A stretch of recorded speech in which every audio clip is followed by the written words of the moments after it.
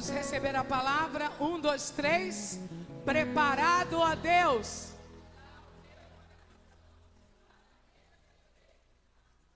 Aplauda o Senhor pela palavra e pela serva de Deus que irá pregá-la esta noite.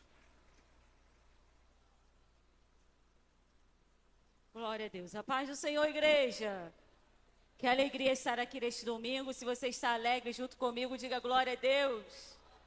Amém. Abra sua Bíblia, livro do Êxodo, capítulo de número 3. Há uma palavra do Senhor, meu coração. Ontem pela manhã nós estávamos na ADVIP Templo 1 orando ao Senhor num propósito de consagrar os primeiros dias ao Senhor. Deus me entregou esta palavra e quando veio o convite para ministrar esta noite, o Espírito Santo falou comigo a respeito desta mesma mensagem que o Senhor queria liberar para a nossa vida nesta noite. Aleluia. Êxodo capítulo de número 3, eu vou ler um versículo, que é o versículo de número 2. Eu vou ler o versículo de número 2, mas você mantenha a sua Bíblia aberta para nós entregarmos a palavra do Senhor nesta noite dentro desse contexto do chamado de Moisés. Êxodo capítulo de número 3, versículo de número 2, diz assim a palavra do Senhor. E apareceu-lhe o anjo do Senhor em uma chama de fogo no meio de uma sarça. E olhou, e eis que a sarça ardia no fogo, e a sarça não se consumia. Eu quero falar sobre 3 verdades que nós aprendemos com o chamado de Moisés. A primeira verdade é: o Senhor, Ele é o dono do tempo. A segunda verdade é o senso de pertencimento que Deus revelou a Moisés através do seu chamado. E a terceira é um convite à experiência. O primeiro, o Senhor é o dono do tempo. O segundo é um senso de pertencimento. E o terceiro é um convite à experiência. Sobre esses 3 pilares que eu quero ministrar nessa noite para a nossa edificação. No primeiro momento em que Moisés é chamado por Deus para liderar o seu povo através de uma grande manifestação sobrenatural, que foi a libertação do povo do Egito, Deus se revela para Moisés através dessa visão, uma visão completamente poderosa, no qual Moisés não tinha como explicar como aquela chama queimava a sarça e a sarça não se consumia.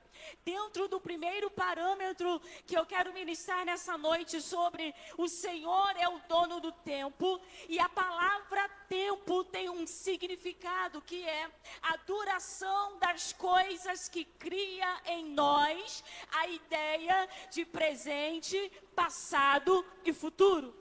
Tempo também significa a oportunidade para a realização de algo. Eu quero dizer nessa noite que nós estamos inseridos em um tempo, e não é um tempo equivocado, não é um tempo errado, mas nós estamos inseridos dentro do tempo de Deus.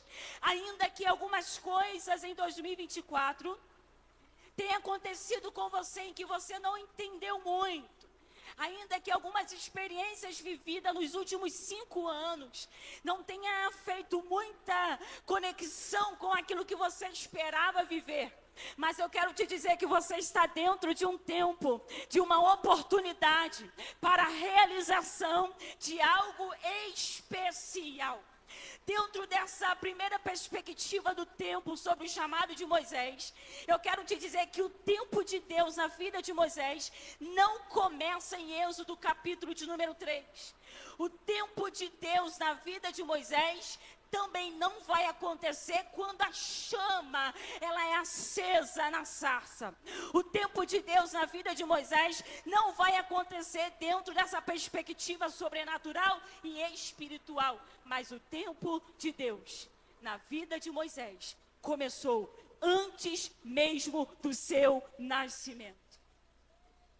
Nós ficamos presos quando falamos de tempo, nós com a nossa visão limitada, com a nossa pequenez, com a nossa natureza falha, nós ficamos presos naquilo que nós estamos vivendo no tempo presente.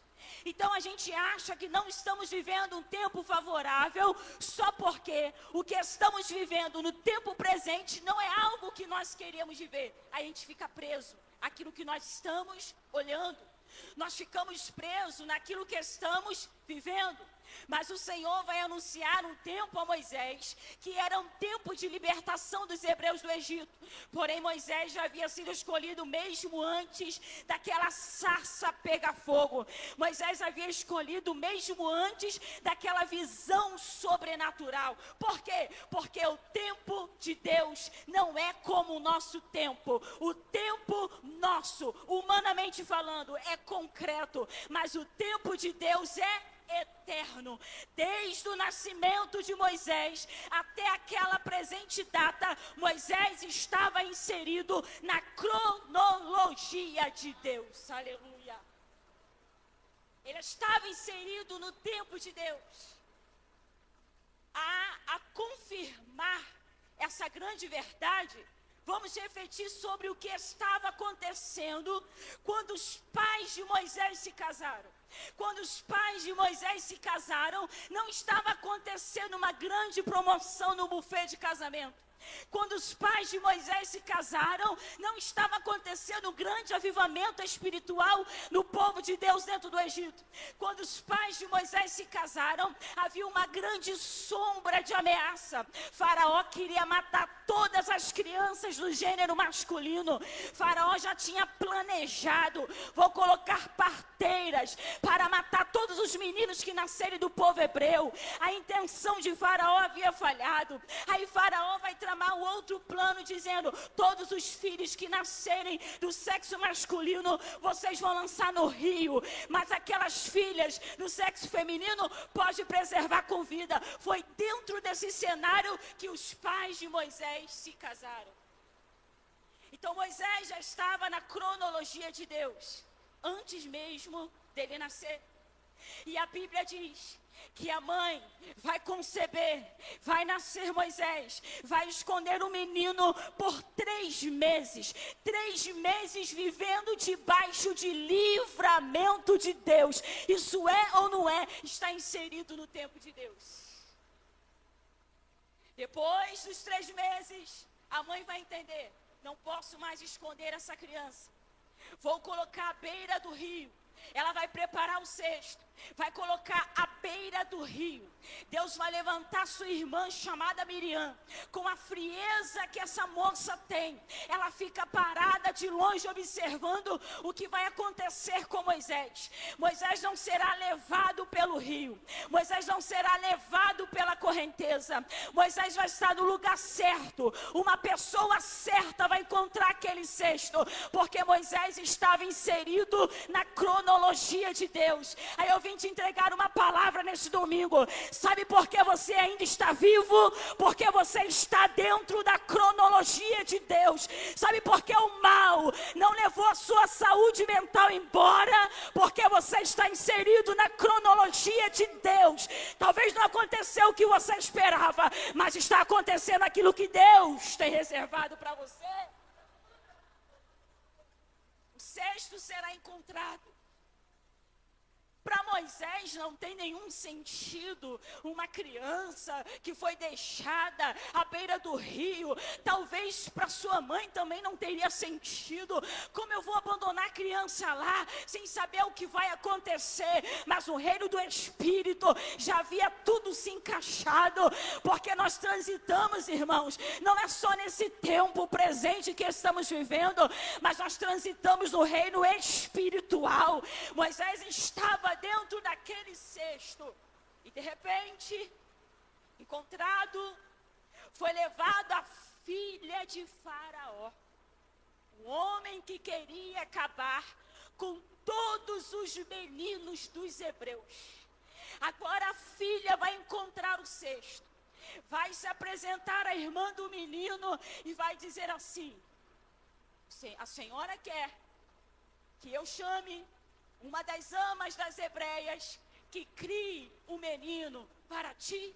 O favor de Deus estava sobre a vida de Moisés, atingiu o coração da filha de Faraó, liberando a palavra, dizendo: chama alguém para cuidar dele. Quem é que chega? A própria mãe de Moisés vai chegar para resgatar aquela criança que ela havia deixado à beira do rio. E tem mais um detalhe, que a mãe de Moisés receberia salário para cuidar de Moisés. A mãe de Moisés seria abençoada para cuidar do seu próprio filho. Por quê? Porque Deus, Ele é o dono do tempo. E Moisés estava inserido na cronologia de Deus. Criou Moisés, sendo já grande, entregou ele para a filha de Faraó. E Moisés foi um homem adotado. A filha de Faraó adotou Moisés. Só que como Deus, Ele é o dono do tempo, Deus já tinha determinado um tempo para Moisés ser guardado no Egito, mas também haveria um tempo em que ele iria sair do Egito. Certo dia, Moisés estava passeando próximo de onde os hebreus trabalhavam. Ele atenta para as cargas dos hebreus e viu que um varão egípcio feria um varão hebreu. De repente, ele, imbuído pelo senso de justiça, ele vai defender o hebreu, ferir o egípcio e vai esconder na areia. Interessante é que quando Moisés é chamado por Deus em Êxodo capítulo de número 3, para ser líder, para ser o maioral diante dos hebreus, no capítulo de número 2, já havia sinais de quem Moisés era. E isso não veio da parte dos egípcios.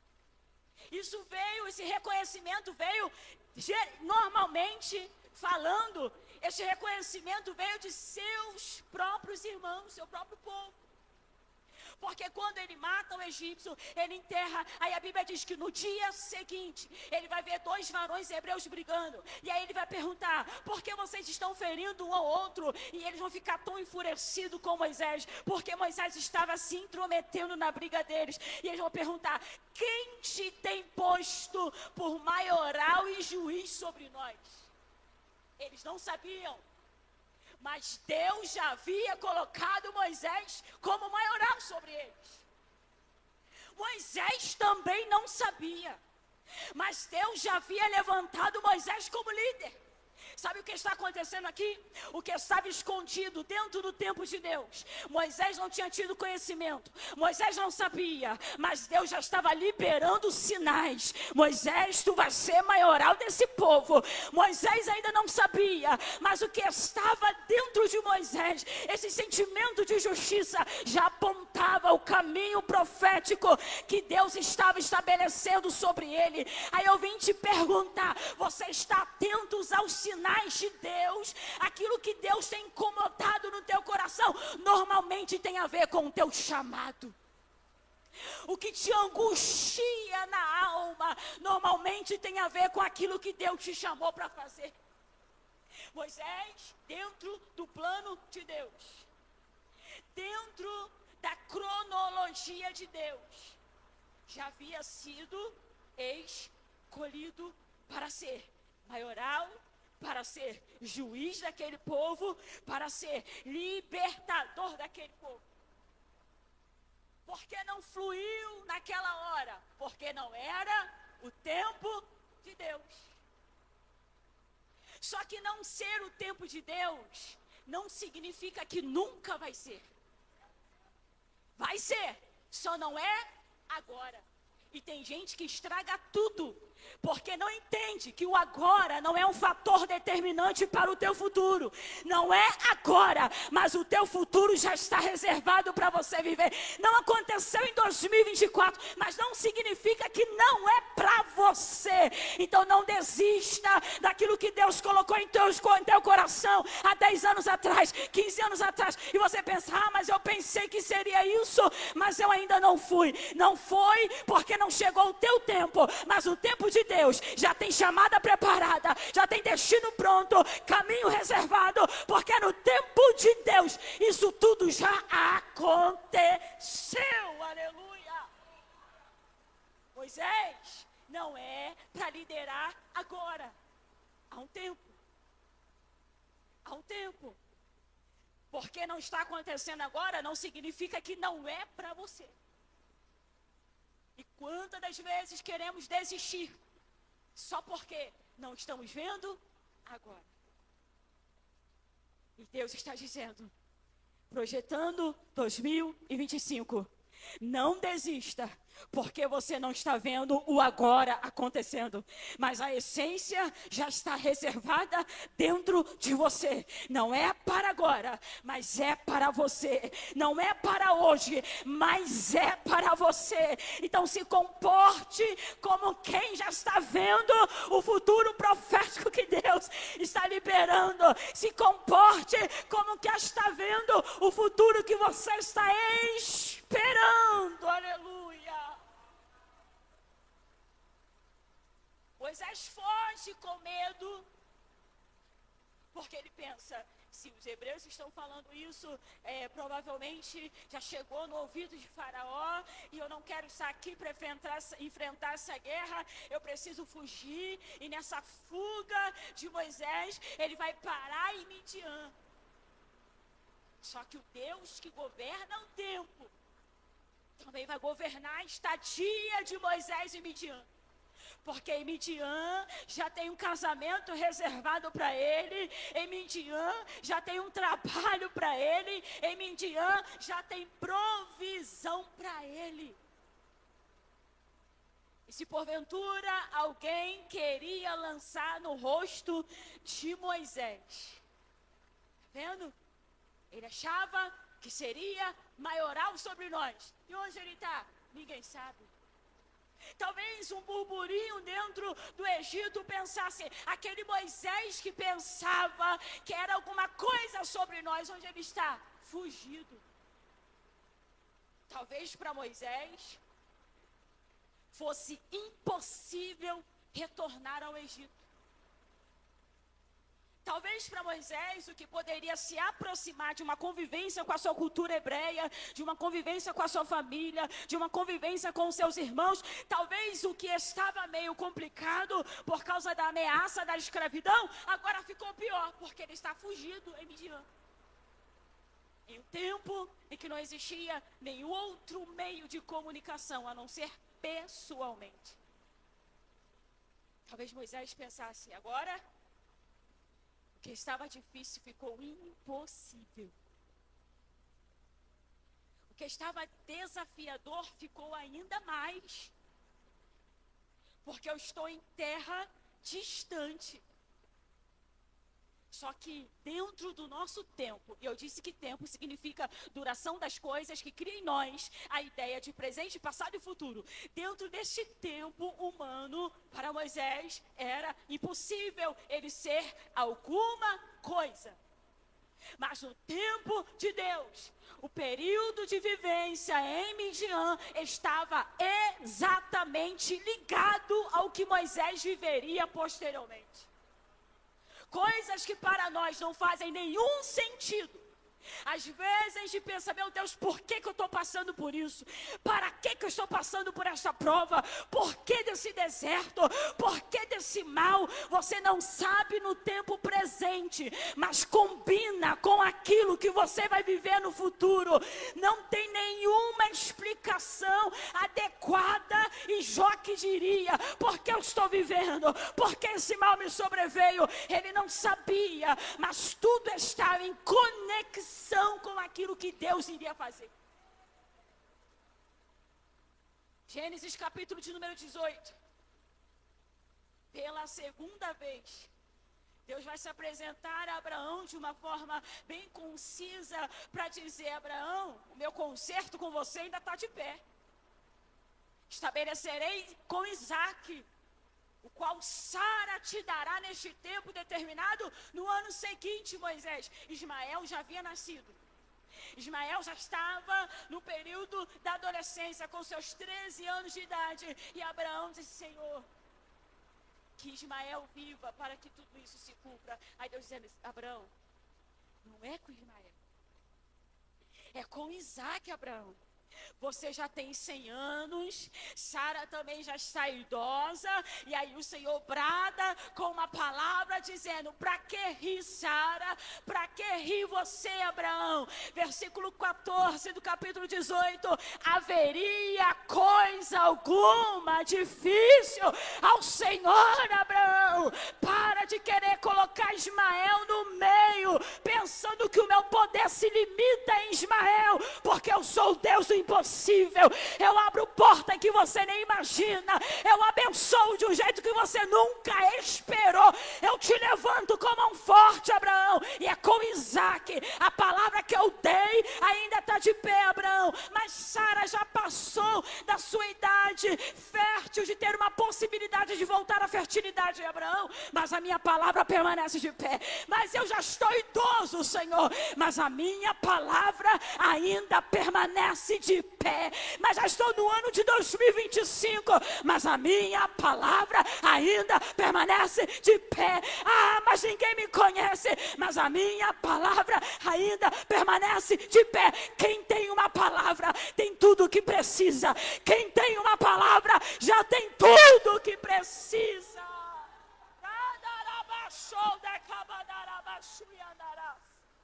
Ele é o dono do tempo.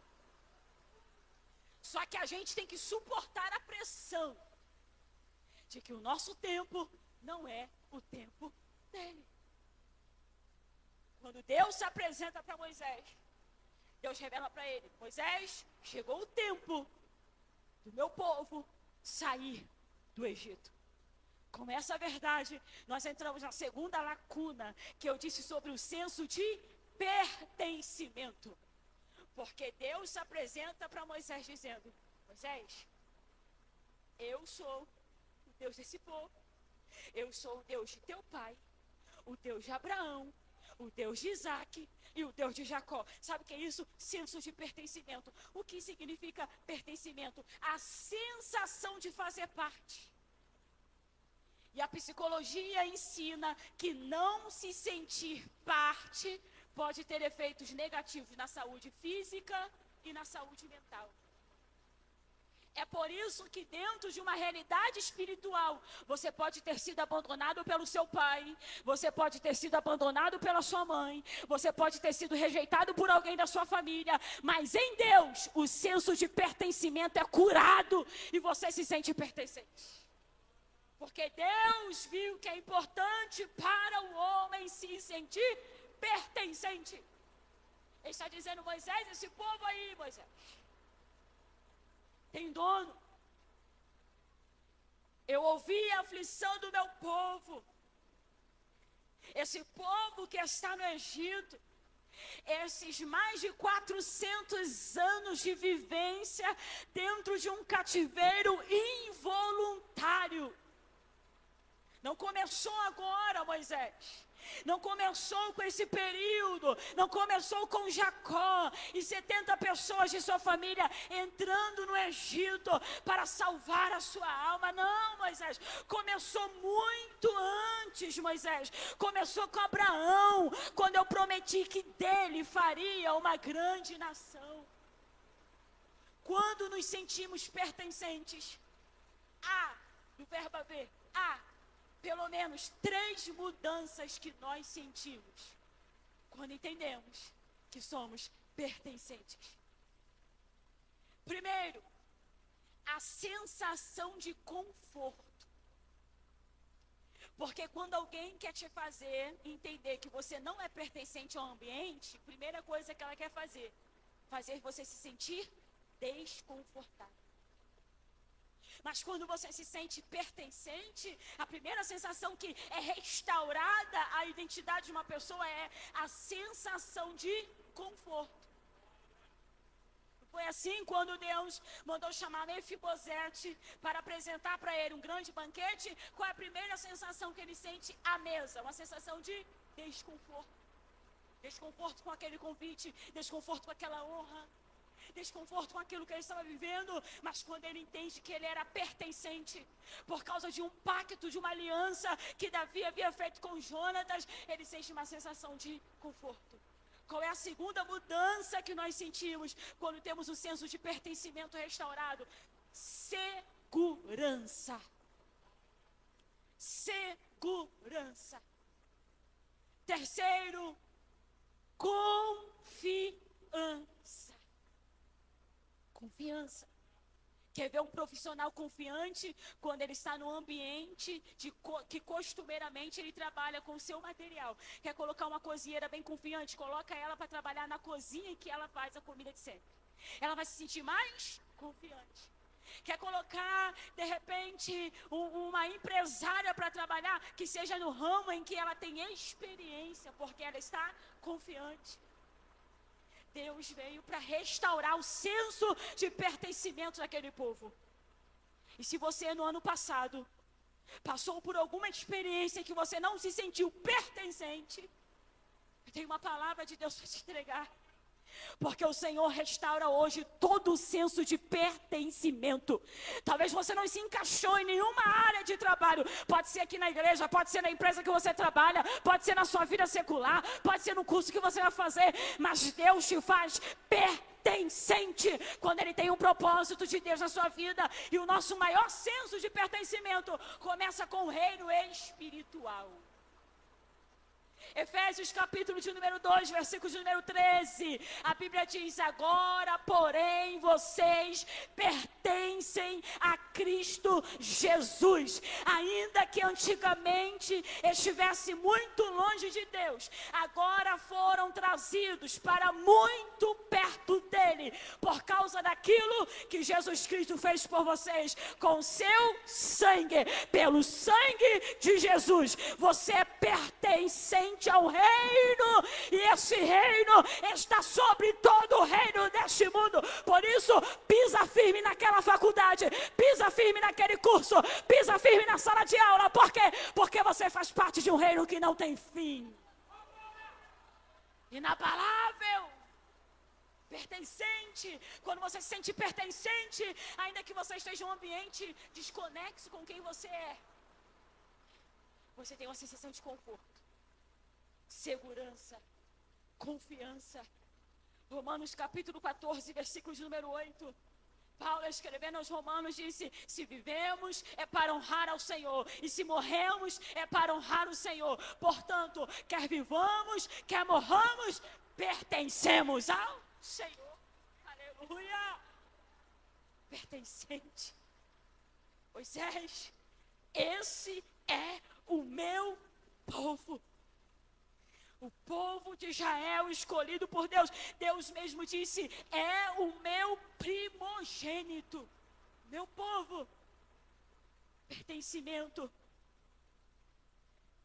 Primeiro pilar da mensagem é: Deus é Deus, o dono do tempo. Segundo, senso de pertencimento. Terceiro, um convite à experiência. E aqui eu encerro a mensagem falando sobre esse último tópico. O que é experiência? Na nossa cultura, o nosso entendimento, no dia a dia, experiência significa qualquer conhecimento obtido por meio de sentidos. Então, experiência não é só cientista que faz não, tá? Experiência, qualquer conhecimento obtido por meio dos sentidos. Também podemos entender como aprendizado obtido através da prática ou da vivência. O grande desafio de Moisés seria convencer Faraó de deixar o povo ir. E o grande temor de Moisés era esse. Porque Moisés vai falar assim: Senhor, como eu falarei para Faraó? Como vou pedir essa permissão a Faraó? Quem sou eu para que vá a Faraó? essa sensação de pequenez diante daquilo que Moisés estava para viver é normal sobre nós. Por vezes nos sentimos pequenos diante de grandes desafios. E Deus compreende isso perfeitamente. Mas Deus queria tratar a mentalidade de Moisés e a mentalidade do próprio povo, que estava sendo escravos no Egito. Então a mentalidade de escravidão daquele povo era a mentalidade que regia a sua vivência. Eles eram escravos no Egito. Então aquele povo não tinha liberdade espiritual. Aquele povo não tinha liberdade social. Aquele povo não tinha autonomia sobre si, porque eles eram governados e comandados por um sistema egípcio. Só que Deus veio para libertar o povo do Egito. E com essa libertação não seria somente no espaço geográfico, mas aquele povo teria uma grande experiência com Deus. Porque Deus iria se revelar para aquele povo, se mostrar para aquele povo. Só que Deus não se revela, não se mostra como nós. Para eu me apresentar em algum lugar, eu vou ter que falar o meu nome, talvez a minha idade, falar da cidade da onde eu vim, da onde eu moro, falar da minha genealogia, quem foi meu pai, quem foi minha mãe, se eu sou casado ou não, falar do meu estado civil. Para o homem se apresentar, se mostrar, se revelar diante de um espaço geográfico, ele vai ter que puxar a sua ficha de vivência. Mas para Deus se revelar, é diferente. O maior desafio da cultura judaica, por isso que o povo tinha problema com a apostasia, porque o maior desafio na cultura judaica é servir um Deus que não revelou seu nome, um Deus que ninguém sabia sua aparência, um Deus que não permitia que nenhum objeto concretizasse o seu poder. Acreditar nesse Deus era o maior desafio da cultura judaica. E os estudiosos dizem, por que os judeus são perseguidos? Os judeus são perseguidos até hoje por causa dessas duas vertentes. A primeira, os judeus, eles não se vitimizam. Não faz parte da cultura judaica o vitimismo. É por isso que quando eles são massacrados, eles se levantam e declaram a sua identidade. Eles se levantam e sabem viver o período da restauração. Eles não se vitimizam. Por isso que é um povo perseguido. Segunda linha, porque os judeus são perseguidos? Porque servem ao único Deus, que não revelou seu nome. Quem é? Qual é o nome de Deus? A gente não sabe. O nome de Deus não é Deus. Deus é uma colocação para nos referirmos à divindade. Mas ninguém sabe o nome verdadeiro de Deus. Para nós, Ele se revelou através de Jesus. Nós sabemos. Mas para dentro deste momento da cultura judaica, quem é Deus? Por isso Moisés está perguntando, Senhor, vão me perguntar o seu nome. Por quê? Porque todo Deus do Egito tinha aparência, tinha nome, mas agora Moisés vai chegar lá para entregar uma palavra de um Deus que ninguém sabia a aparência e também não revelou o seu nome, mas eles tinham que acreditar que a mão forte do Senhor os tiraria do Egito. Ah, meu Deus, aleluia. Sabe o que é isso? O povo precisaria ter experiência com Deus. Experiência com Deus. Hoje nós conhecemos a Deus por meio do Espírito Santo, por meio da palavra do Senhor, mas o convite do crente nessa noite é: você também precisa ter experiência com Deus que você serve. Você precisa ter experiência sobrenatural com Deus para você aguentar a pressão. E Deus se revelaria através da experiência que daria para aquele povo. Moisés está preocupado. Senhor, vão me perguntar. Certamente vão me pedir um sinal. E aí Deus vai responder para Moisés assim: quando você vier aos filhos de Israel, você vai dizer para eles: o Deus de vossos pais me enviou a vós. e eles vão perguntar: qual é o meu nome? Moisés, você vai dizer assim: o Deus que me enviou, o nome dele é Eu Sou o que Sou. Sabe o que significa isso? Deus estava dizendo para Moisés: Moisés, o meu nome é Eu Sou o que Sou, eu sempre estarei sendo, e eu decido o que serei, Moisés. Faraó não manda em mim, Hebreu não manda em mim, Egito não manda em mim, mas eu mando no Egito, Moisés. Eu sou Deus.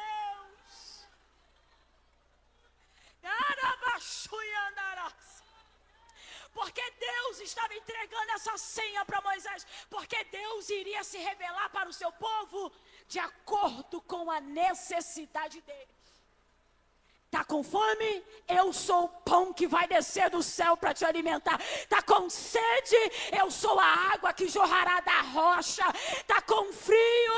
Eu serei a coluna de fogo no meio do meu povo, Moisés. Tá com calor? Eu serei a coluna de nuvem para te guardar. Deus está dizendo: em 2025 eu vou me revelar a você segundo a tua necessidade. Segundo a tua necessidade. Ele é Jeová Jireh, Ele é Jeová Shalom, Ele é Adonai, Ele é Tsirikendo, Ele é o nosso Deus.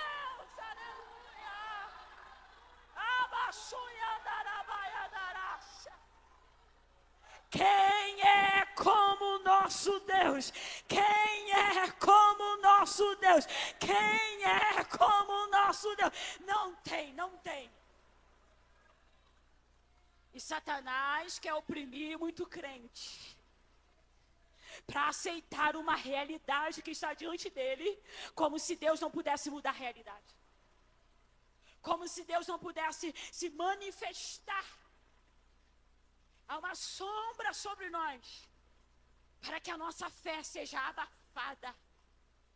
Tempos atrás, eu me peguei dentro de uma armadilha espiritual. Que armadilha era essa? Todas as vezes que eu estava diante de um grande desafio, seja para mim, para minha família, ou para alguém que me pedia intercessão, eu não era motivada a orar, porque eu pensava assim: no final vai acontecer o que Deus quer mesmo. Vamos orar assim: Senhor, me ajuda a suportar o que tiver que vir aí, tá bom. Como se a oração não pudesse mudar a realidade. E eu percebi: isso é uma armadilha.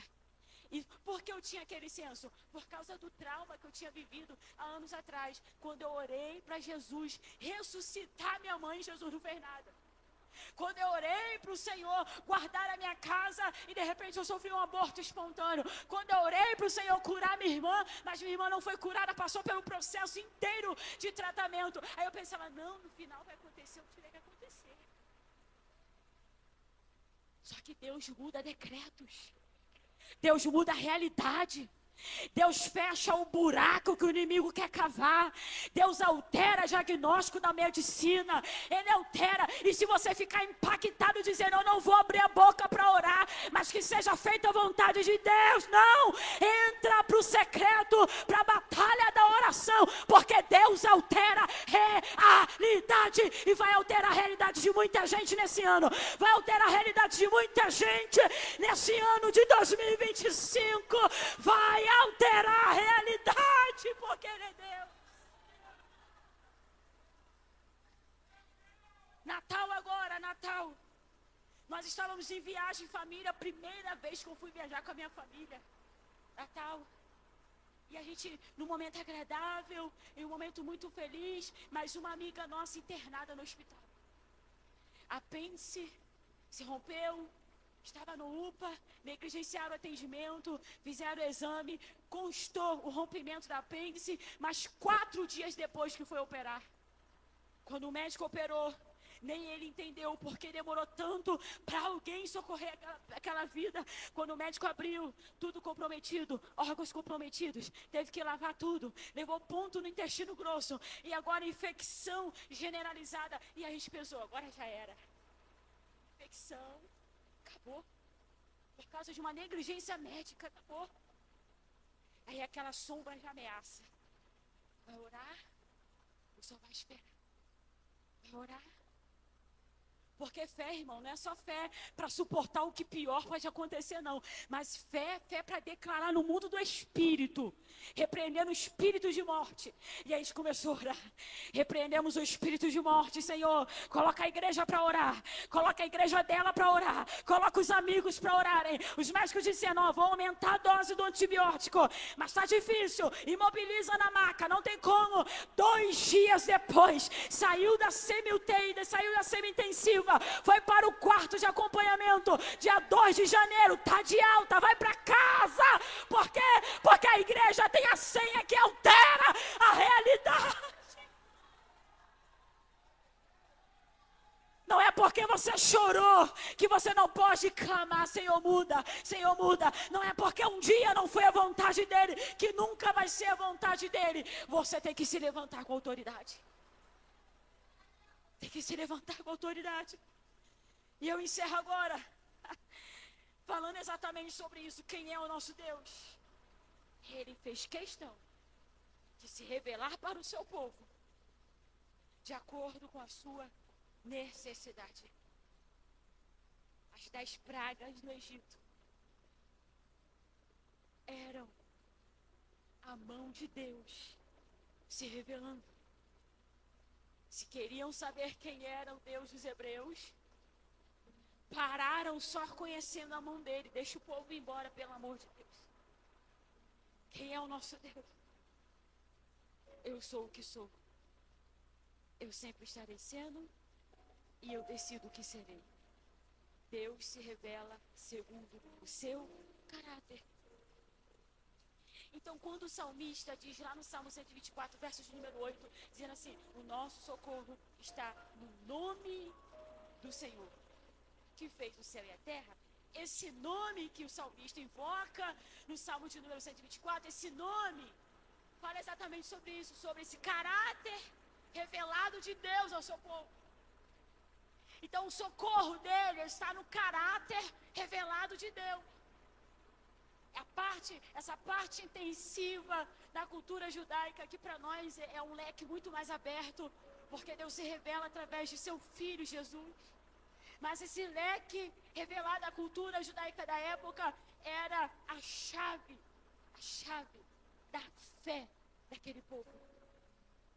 Porque quando o povo precisasse de força, ele era o Elohim. Quando o povo precisava de poder e autoridade, ele se apresentava como o El Shaddai, Deus Todo-Poderoso. Quando o povo estava exaltando a soberania de Deus, ele se apresentava como El Elyon, Deus Altíssimo. Quando o povo estava em batalha, agitado, ele se apresentava como Adonai, Senhor soberano. Quando o povo estava precisando de provisão, ele se apresentava como Jeová Jireh, o Senhor proverá.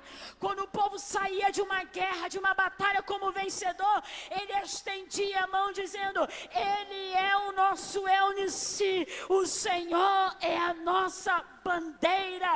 Quando o povo precisava de paz, eles falavam, ele é Shalom, o Senhor é a nossa paz. Quem estava sendo caluniado, difamado, sofrendo injustiça, eles diziam, ele é o Senhor Tsidkenu, o Senhor é a nossa justiça. Quando eles tinham revelação sobrenatural de Deus para marcar um lugar como presença santa de Deus, eles diziam, ele é o El Shammah, o Senhor está ali. Cada nome divino revela quem Deus é e como ele age na história do homem. Eu quero te dizer que Deus é Deus na sua vida, Deus é Deus na sua casa, Deus é Deus no seu casamento, Deus é Deus nos seus filhos, Deus é Deus na vida dos seus netos, Deus é Deus nesse projeto, Deus é Deus na sua empresa, Deus é Deus na sua finança. Você tem um Deus que se revela segundo a sua necessidade. Aleluia. Fique de pé comigo agora em nome de Jesus. Fica de pé comigo em nome de Jesus. O Senhor está dizendo, para este projetando 2025, haverá um chamamento para você viver um tempo poderoso. Haverá um chamamento para você ter um senso de pertencimento restaurado. E haverá um chamamento para você viver grandes experiências com Deus. Grandes experiências com Deus. E eu não posso deixar de aproveitar essa oportunidade para convidar aqui à frente você que quer entregar sua vida ao Senhor, você que quer ter esse encontro com esse Deus poderoso. Saia do seu lugar e vem aqui à frente. O Ministério de Louvor vai estar cantando aqui uma canção e você vai ter essa oportunidade. O primeiro convite é para aqueles que estão afastados, para aqueles que não estão congregando, romperam o ano sem a bênção da comunhão entre os irmãos, mas que veio aqui hoje e quer tomar essa decisão. Vem aqui à frente, nós queremos orar. Eu quero fazer um outro convite agora. Você que precisa ser tocado por uma experiência com Deus, vem aqui à frente. Eu não estou dizendo que hoje, no altar agora, você vai ter uma experiência com Deus. Não que Deus não possa fazer. Deus pode fazer agora se Ele quiser. Mas eu quero te dizer que neste mês de janeiro, você terá uma grande experiência com o poder de Deus. Não sei se vai ser por meio do fogo do Espírito. Não sei como vai ser. Mas você vai ter uma grande experiência com Deus. Porque Jesus não vai permitir você cair no ócio. Fuja do ócio. 2025 não é ano de ficar sem ocupação nenhuma. 2025 é ano de se entregar para Ele. Venha, nós estaremos orando. E eu estou dizendo pelo poder do Espírito Santo que não é para agora que essa experiência vai chegar. Não que Deus não possa agora liberar para você uma visão, abrir esse céu e você ter revelação de Deus, não. Mas eu quero te dizer que o teu mês, o primeiro mês do ano de 2025, vai ser um mês marcado por grandes experiências. Escamas da incredulidade caem agora dos nossos olhos. Escamas da incredulidade caiam agora dos nossos ouvidos. Escamas da incredulidade saia dos nossos lábios. Professaremos um Deus que faz milagres. Contemplaremos um Deus que faz milagres. E ouviremos testemunhos de um Deus que opera milagres. Em nome de Jesus, em nome de Jesus, porção do Espírito Santo, Senhor, óleo fresco do Espírito Santo, descendo sobre a nossa cabeça agora, descendo sobre a nossa cabeça agora, descendo, há um tempo para tudo, o tempo que Deus está inaugurando sobre a nossa vida, é um tempo que será aberto diante de nós. E nós passaremos sem medo. Nós passaremos sem preocupação. Não haverá peso para viver o tempo de Deus. Não haverá acusações para viver o tempo de Deus. E eu quero liberar uma outra palavra. Não haverá nenhuma preocupação para você viver esse tempo. Em nome de Jesus eu libero, Senhor, pelo poder da Tua palavra. Em oração, eu digo que o tempo de Deus é perfeito. O tempo de Deus é perfeito. Ele restaura o senso de pertencimento. A sua casa é de Deus. A sua vida é de Deus. O seu intelecto também pertence a Deus. Deus vai liberar mentalidades aqui transformadas, de sabedoria sobrenatural. O Senhor vai te dar inteligência da administração. Deus está me dizendo: o Senhor derramará sobre a tua mente a bênção, a inteligência da administração. Você será tocado na sua mente. Sua mente agora está sendo liberada para a criatividade. Traumas do passado serão curadas. Palavras negativas do passado estão indo embora. peso do passado sai agora, em nome de Jesus, Senhor. Libera a nossa mente, destrava a nossa mente, libera a nossa mente. Queremos mente de Cristo, todo dia, mente de Cristo, uma mente renovada, uma mente restaurada, uma mente purificada, uma mente limpa, uma mente limpa, pertencimento conduzirá a uma grande experiência com Deus. Teu endereço será alvo de uma grande experiência com Deus. A sua vida será alvo de uma grande experiência com Deus.